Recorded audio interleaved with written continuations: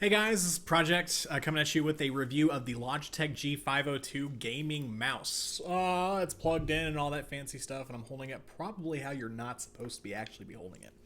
So I want to talk about the mouse for just a second. So what I have been using is as I crumble all my keys, is a QuakeCon branded awesome Logitech G400S. I've had this mouse for about 2, maybe 3 years. It's been a long time. It's an awesome mouse. Actually, I have 2 of them. This mouse is pretty basic. It's a G400S and it's dirty as hell. My God. Is it dirty or is it just a reflection? We're just going to say it's just a reflection anyway. So the reason I love that mouse, it's a fantastic mouse. It's great. But we're here talking about the G502 Proteus core. Now, one of the things that I've been eyeballing this mouse for a while. I love the old G500 series mice. They were fantastic. They had, I like the scroll wheel on it. I liked all the cool things. I liked the weights that you could do with it if you wanted to. What got me away from the G500 was its sensor. The sensor had, I don't remember, I used to have something bookmarked, but what it had was kind of it was a sensor that had a Z-axis defect. I'll kind of talk about what that is in just a second. But either way, my movements weren't one-to-one on a plane, right? So sometimes your mouse would just jitter to a corner, and that's not very good when you're trying to own people. So I went with the G400 series mice for a little while. I loved my MX518, my MX500 from back in the day, and the G400S is probably the closest I've ever been to that. So the reason why I got the Proteus core ultimately was because of a sale. Best Buy was selling it for $80 with $40 in Steam credit. I price matched it at Amazon for $60. So effectively, I got $40 worth of Steam credit, and I bought this mouse for 20 bucks. So I've been using it for about 3 days now, and I kind of want to talk about my kind of impressions on it and kind of how it looks like. So one of the weird things is, like, if you look at the G400S, like, it's a pretty standard mouse, right? So it's a pretty standard mouse, right? Like, I mean, mine's old and crummy, so don't judge it or anything like that. But you've got 2 side buttons over here. You've got some DPI controllers. This is a profile switch, I think what it is. I never use this button very often. And a pretty standard scroll wheel that just kind of scroll right there, right? So pretty standard mouse, but the sensor was fantastic. But otherwise, like, not anything too weird about it. But when you actually go to the G502 or even the 402 series, the mouse kind of looks weird, right? Like, it almost feels like the old, like, Rats or Mad Catz Rats mice, right? Like, there's a lot of, like, shit you can kind of do with it. So let me kind of walk you through it. So one of the things that I kind of want to show you first off is actually how to take care of, or how to do it. So at the bottom, there's this little switch right here. You pop this out, and that's where you can actually put in your weights. So Logitech provides some weights in here. They kind of look kind of like that. You can kind of put them around here and kind of shove them in here, so you can have the mouse not only weighted, but weigh it how you want to. So if you want, like, a heavier mouse in the front or a heavier mouse in the back, you can kind of do that. I'm a fan of keeping the mouse as light as possible. That's just how I grew up, and that's how I roll. So I don't put any weights in mine, but again, it allows you to kind of tweak stuff out on the fly as you want to and kind of go from there. That was the one thing I had to look up how to do, because it's not very easy to kind of show that. So the mouse itself kind of has a weird kind of button layout. So you kind of have these kind of sharp weapons, in case someone, robs you, you can just stab them in the face with the mouse. You've got a scroll wheel, pretty standard, but there's also 2 buttons that I don't know if I can get the fidelity on it, but if you press that in, it actually just scrolls. And I miss the shit out of this on my G500 back in the day. This is a profile switcher. This is what this mouse is, or this is what this button is technically designed for. I think the mouse has 3 profiles that are built into the mouse, so you don't need drivers if you go to another station, which I think was something that Logitech worked with, like, programmers to make sure that was done.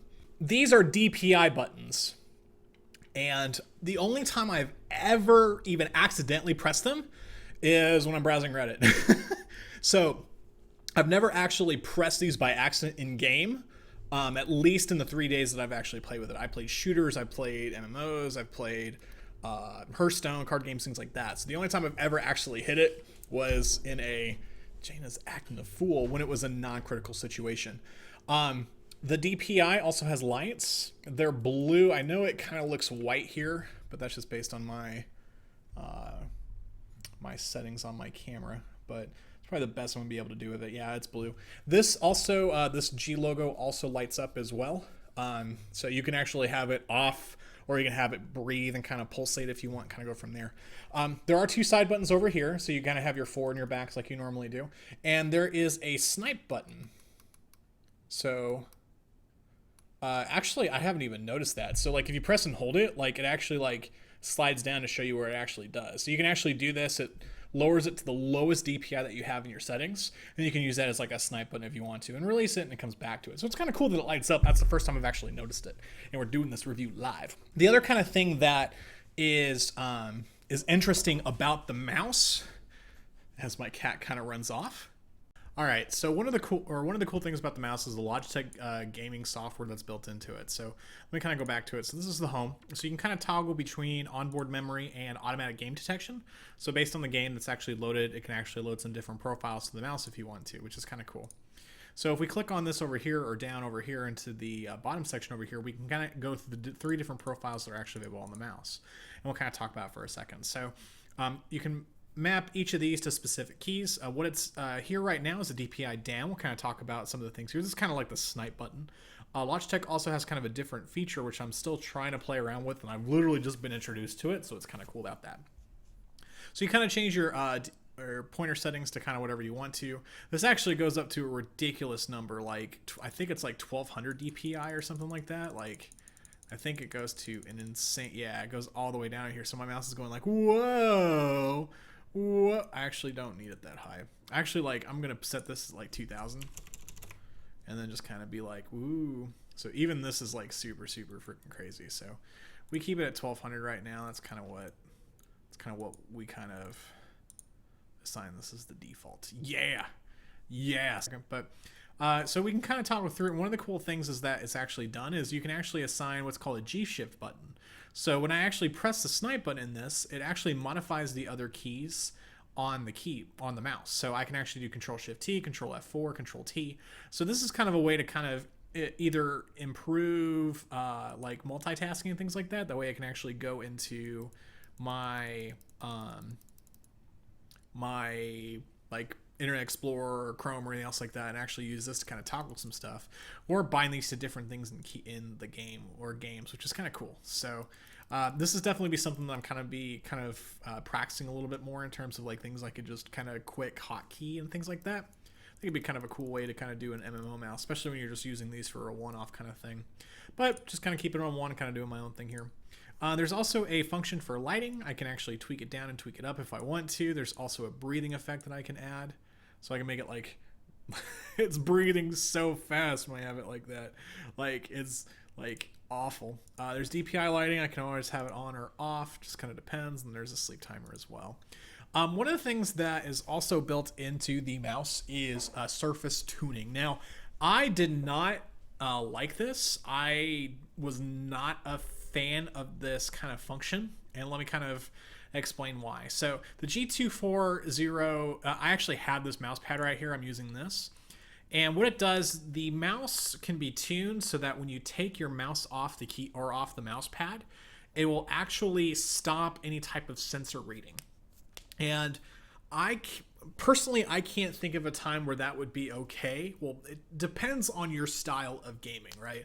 If I take my mouse off the pad, I feel like I know where my mouse is going to go, or it's going to be so quick because I'm in a Twitch shooter, I don't need to worry about it as much. So I've been keeping it factory default, and I didn't have any issues. When I put it on the cloth mouse pad, I did have issues with my play, but again, that is your particular play style. This is something I'm just keeping it on factory default, and I haven't had any kind of issues, which is cool. They allow me to do it.